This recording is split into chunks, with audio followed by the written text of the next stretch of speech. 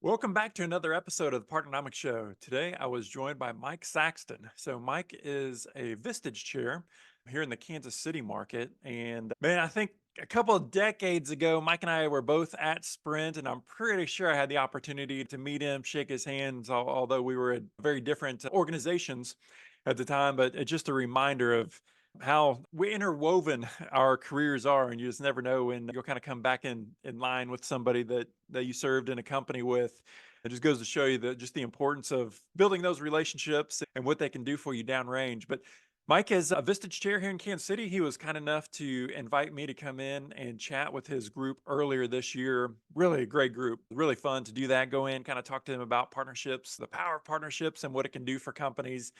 But Mike has the opportunity to work with, the CEO group now. And so he was kind enough to carve out some time, share some insights that he's gleaned along the way throughout his career, as well as being a chair. And I hope you get some value out of this conversation. I know I really enjoyed chatting with Mike. So hope you enjoy it. Here we go. Welcome to the Partnernomics Show, where industry thought leaders discuss the hottest topics in partnerships, ecosystems, and innovation. Welcome back to another episode of the Partnernomics Show. Today we are joined by Mike Saxton, fellow gentleman here in Kansas City that I've gotten to know and really enjoy conversations with him over the last couple of years. But Mike is a Vistage Chair here in Kansas City, doing some great things here in the community. So Mike, thank you so much for carving out some time to chat with us today. It's good to see you again. Great to see you, Mark. Thank you so much for having me on. It's I too have really enjoyed getting to know you and just the opportunity to explore all sorts of new ideas together and see what you're doing in your business as you help people think about their business and be successful in new and different ways. So really glad to be here. Thank you so much. Well, it's always lively conversations that we have. We both obviously share a huge passion for business, and we each started our big kid life in the military. Mike, I love asking people that have that military experience. Um, what was that like? What did it do for you? And I guess, how did it prepare you, or do you feel that it prepared you for being, an executive and being in business? How did that help you? Well, I appreciate the question. I think back to my military days a lot, even though they were a couple decades ago. And it might be really surprising to hear, but what strikes me is that, well, some people think of military leaders as kind of robotic, give orders, take orders. But in my experience, the best leaders, and I was quite fortunate, were quite human. And I'll explain. They would make time, for example, to build the team and celebrate. We're going off on a 6-month deployment to the Mediterranean on my second ship. We had a deployment party, pre-deployment party at my house in Virginia Beach with the officers and their spouses. When we got back, formal dining out, include the partners as well, to stop and celebrate and really spend some time with each other. We do that in other ways as well. But then the very next day, we'd be back to business. We'd acknowledge the fun, share some memories, but then it'd be the mission of the day, very objectively talking about what was next, where we could do better. And even so, I remember that those officers, our leaders, whether officer or enlisted, they were really candid about all the above. And when we were going to do a thing that might be hard for a while, they'd talk about that very candidly as well. They'd say, life's going to really stink for a bit. Here's what we're going to go do. Here's why. And here's why we have to go do it, why it's important. Just the humanity, strong leadership, very objectively sticking to the mission, and then including all of us in a serious but always kind of fun way to go about the work of the day. Yeah, Mike, it reminds me, I think with your career, the book Turn the Ship Around. Does that I'll see if I can dig it up and put it into the link, but it's a really, really cool book, and it's about a naval officer, and it's really to your point of not being robotic, being a free-formed thinker and working together, collaborating, solving problems, and no 2 days are the same. Mhm. And I think it really kind of highlights what you had just described, Mike. So talk to us about, like, whenever you jumped into the corporate world, you got out of the military, got out of the Navy. What are some of the roles that you've served in? So in the commercial world, you know, I transitioned out of the military through graduate school to learn how to speak like a human again. And because I was single and really motivated by just the next learning adventure, developmental opportunity, I moved around quite a bit. So after graduate school, I moved here to be a part of Sprint like a lot of folks did. I ended up being a manager and then a director, moving around several different business functions, sales operations, marketing. I got to lead a turnaround of a couple sales teams, the largest Marta segment for the B2B teams in New York City, strategy and the network and IT organization there at Sprint. But then I moved on and had started several of my own businesses, learning while doing. And there's a phase I refer to as my starter company phase. I had a strategic consulting firm and a business brokerage where, again, I learned a lot as we built those businesses, and then learned a lot as the uh, 2008, 9, and 10 Great Recession right-sized industries and encouraged some of us to move into other industries. And then I had a really good 10 years run in the electric vehicle space. I was the business side guy, chief commercial officer, building the business around the tech solution at Orange EV, the manufacturer of electric trucks here in town.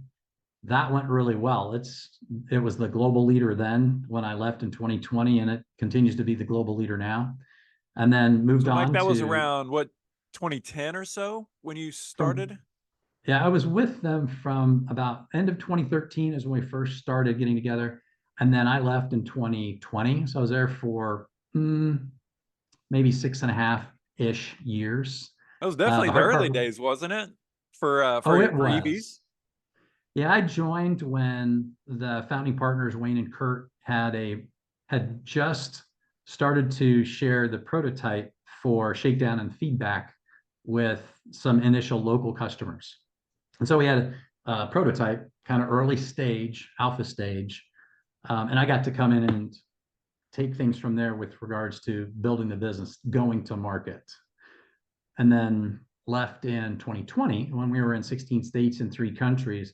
Kind of the hard part was done. And through COVID, interestingly, Orange EV, right after I left, just continued to, well, added a second production line and fulfilled the line of orders, the stack of orders that we had lined up. But yeah, it's gone pretty well. It was really motivational to be a part of the early days in that industry and that company in particular.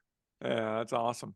So, Mike, you're a Vistage chair now. I think we've had maybe one other Vistage chair on the program before, but for folks that might not be familiar with Vistage or what that experience is, can you tell us a little bit about what is Vistage, and the folks that take advantage of your programs and what that experience is like from a business owner's perspective?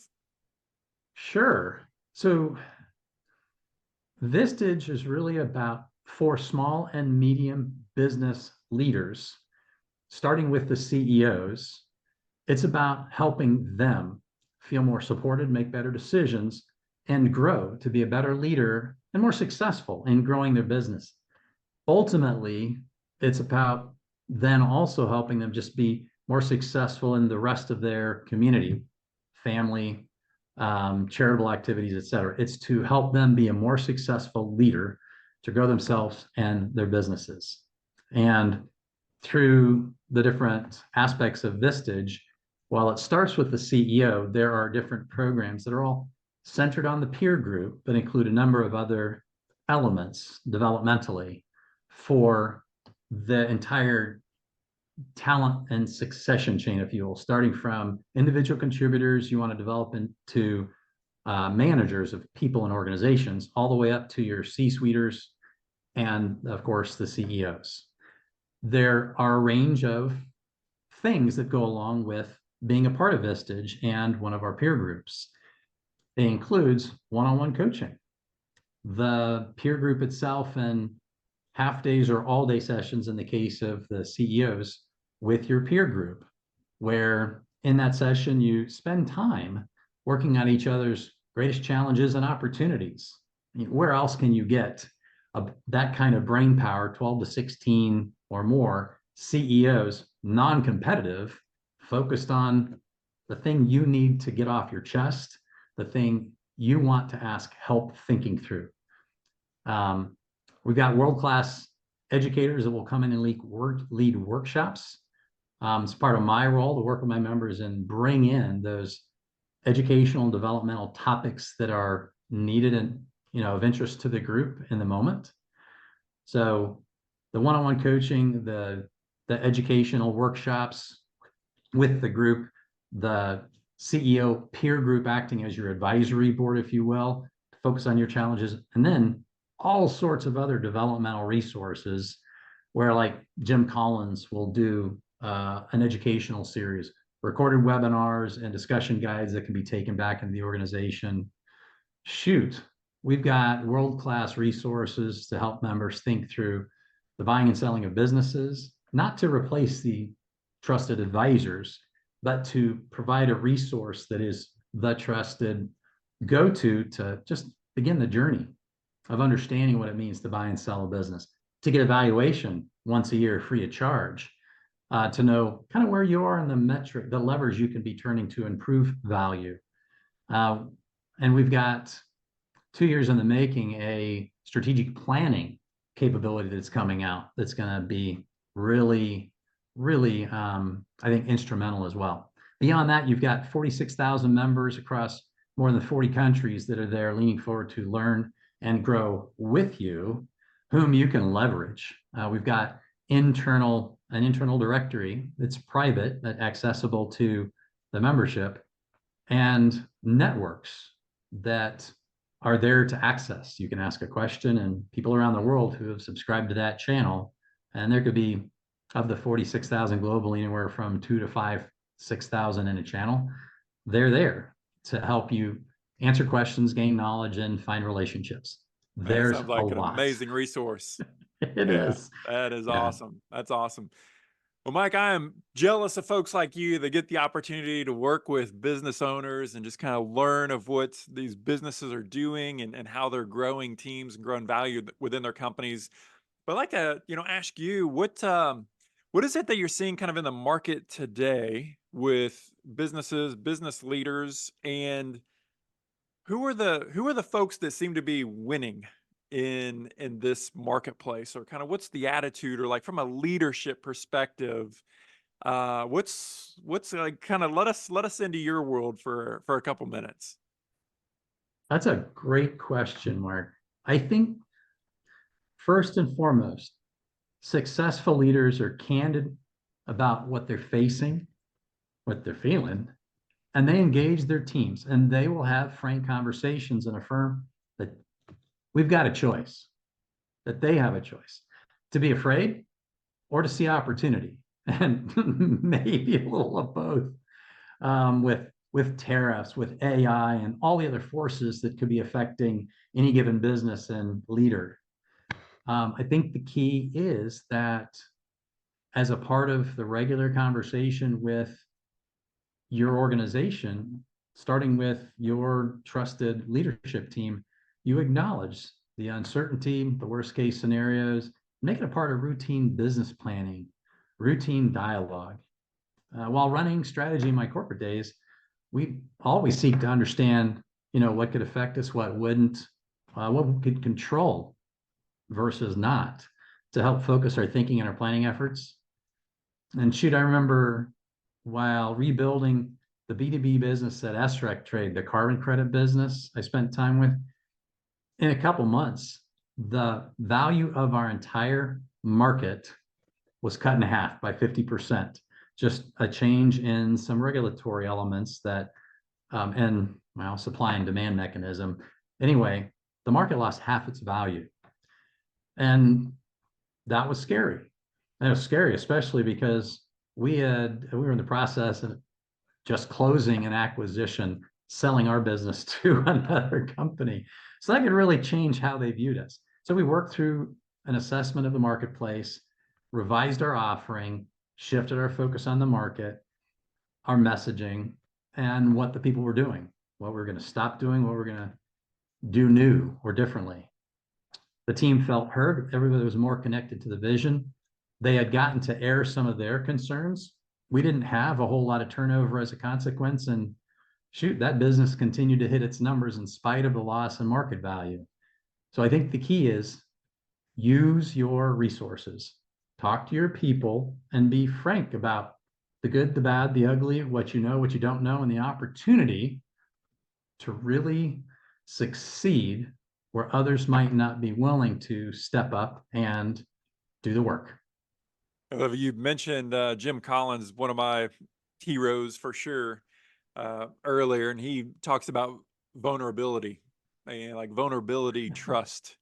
And he kind of has, we've all heard the fake it till you make it. And he's like, no, that's not it at all. Your people can see through that. You're kind of killing trust when it comes to that. Be real and, be human, like you had said before. But yeah, lead as a human, but involve people, trust them, build them, develop them. So those are awesome insights. Mike, so one of the roles, or the, I guess, main role that we have as business leaders is to get results, to grow the organization.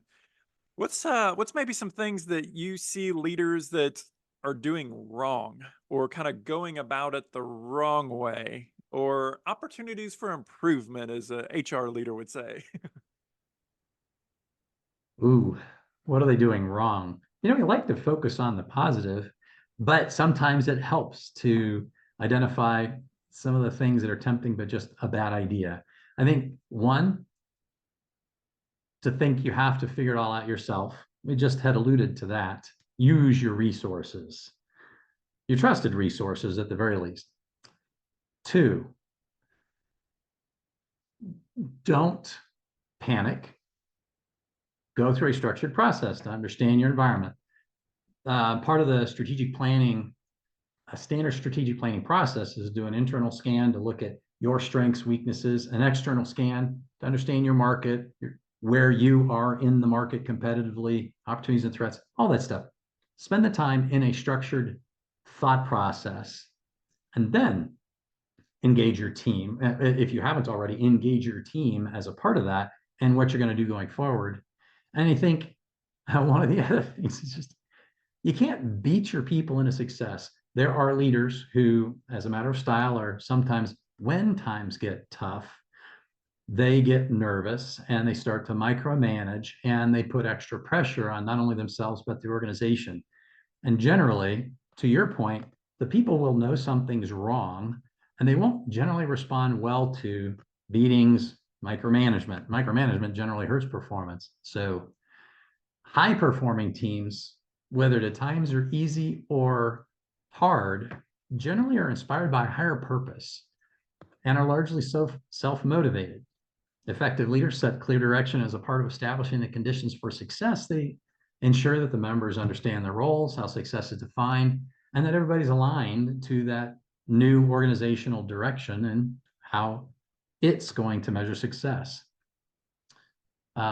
Just have the conversations, make strategic planning really how you think about your opportunity in the market and what you need to do to stay relevant and succeed.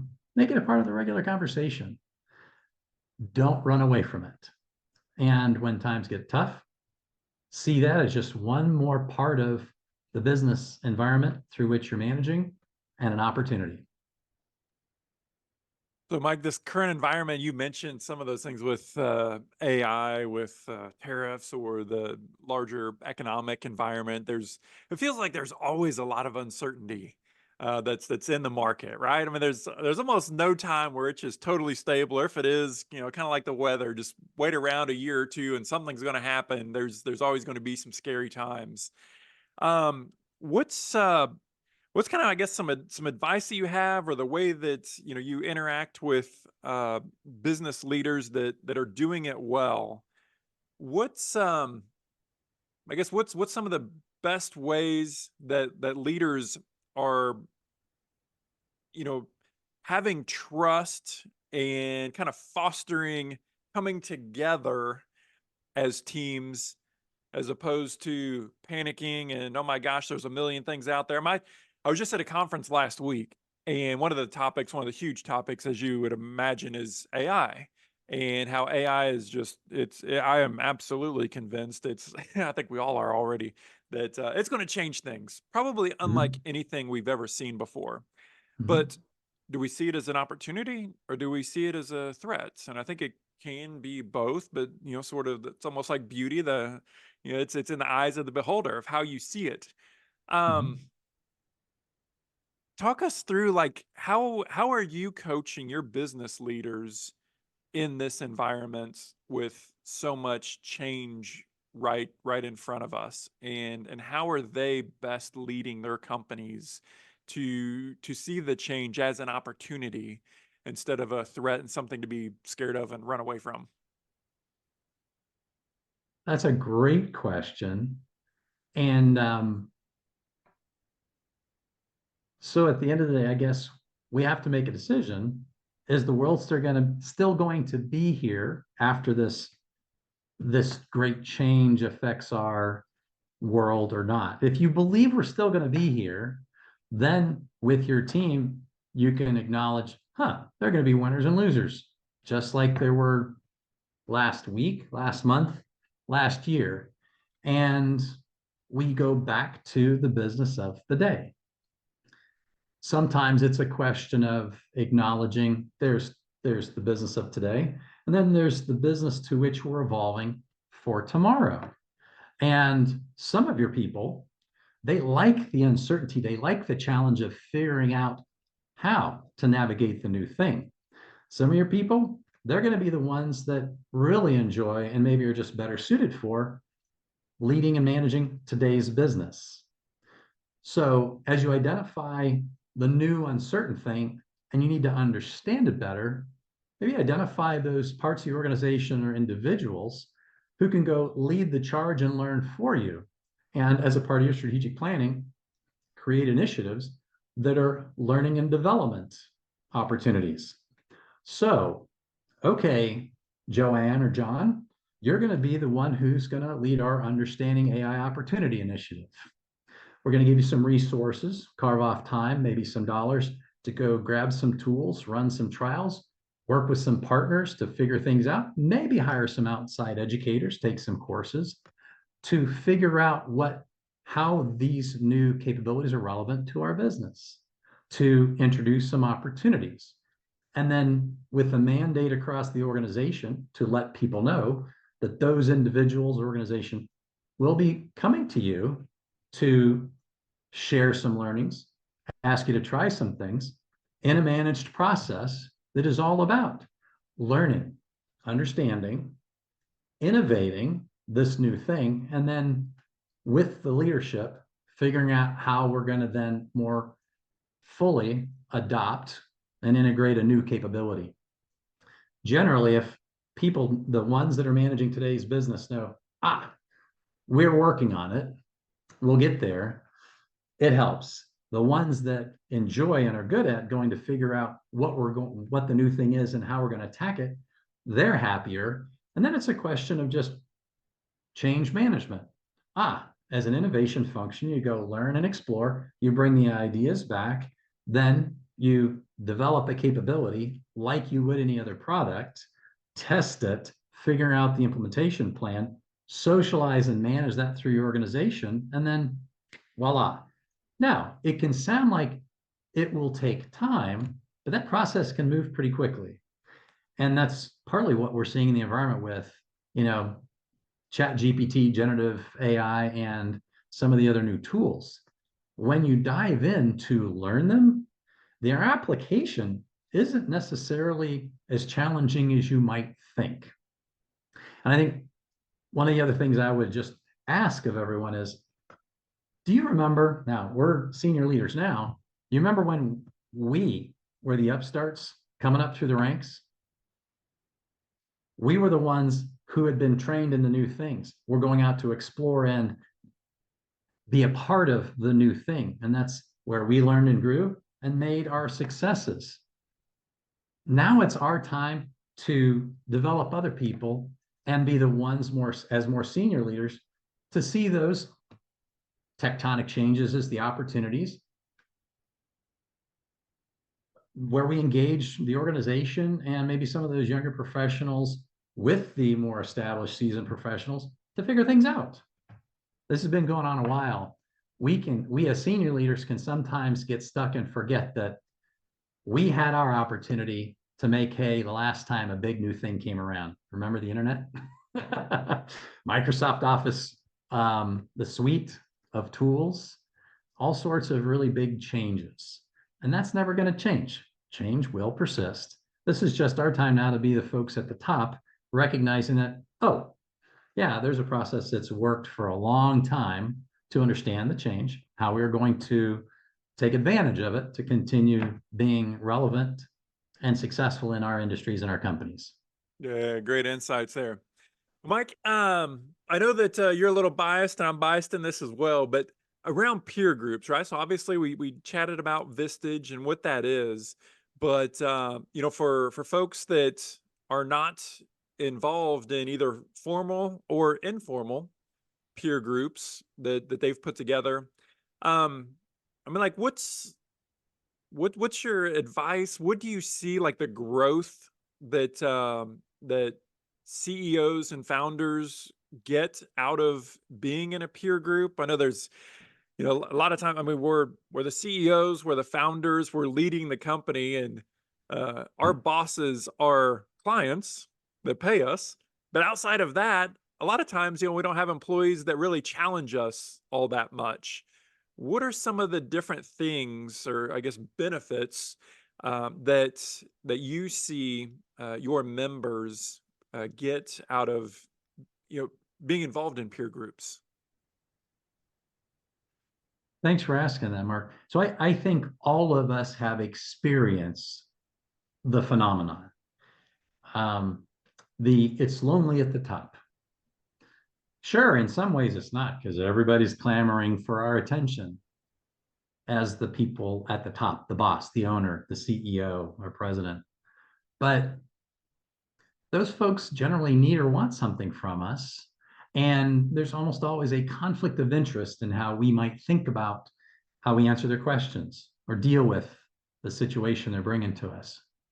So I think first and foremost, you know, the question is, and the benefit is, where do you go to talk about the hard things with people who have no other interest except to be there for you?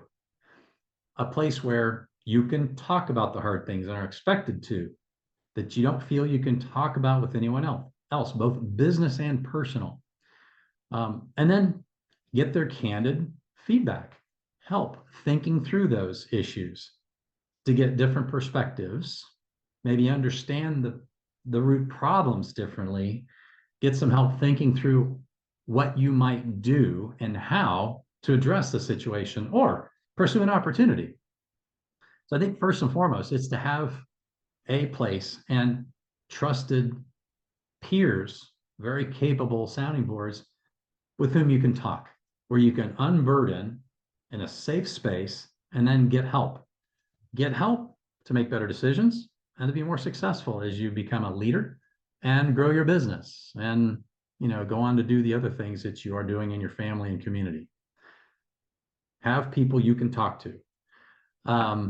The other things that my group talks about, it's like, you know, it's having trusted people around you who will make introductions to their trusted resources. Who do you talk to when an opportunity drops in your lap to buy a business? If you haven't purchased a business before, how many of you have purchased multiple businesses? And how many of those purchases have looked exactly the same? None. That's why you have professionals that help you. But with whom do you work? When do you engage them? What's a good answer, a good partner? How well does it suit your need? So to find the right resources as you're looking at addressing these different challenges that come your way, the network and the resources are really helpful. And just learning, as the CEO, the leader of a small and medium business, you just don't have the resources that you do if you're in a large business. If you're in, a Google or one of the large telecoms or utility, they've got training and development programs that are provided to you to give you the knowledge and help you develop the skill to do your job. As a small and medium business, you generally don't have those existing internal functions that are focused on your training and development. You got to figure that out for yourself. So through Vistage, you've got access to a lot of those training and development resources that are there and brought to you in a more bespoke way, tailored to your needs to help answer questions, gain knowledge, and develop skill as you continue to move forward with some accountability as your peers are there to work with you through challenges, or your coach is there to work with you through questions, then to come back to you and say, so how's that going? You were going to do a thing. How's it going doing that thing? Really in a kind way, not only to challenge you and your ideas, but then to hold you accountable for your decisions.